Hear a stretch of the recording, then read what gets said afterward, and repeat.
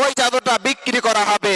না না মুসলমান, চাদর চাপানো জায়েজ, মাত্র একটা চাপাবেন, 2 নাম্বার চাদর চাপাবেন না। আরে বর্তমান সময়ে দেখতে পাওয়া যায় কিছু কিছু মাজারে কিছু খাদিম আছে, তারা নিজের ব্যবসার জন্য, বিজনেস করার জন্য, নিজের পেট পূজা করার জন্য মাজারের মধ্যে চাদর চাপিয়ে চাপিয়ে উহুদ পাহাড়ের মতো উঁচু করে দিয়েছে, গম্বুজ বানিয়ে দিয়েছে। না না না, এই চাদর চাপানো জায়েজ নয়। একটা চাপাবেন, একটার বেশি চাদর চাপাবেন না। কেন চাপাবেন না? তাদের পেট ভরবে, তাদের পেটে যাবে।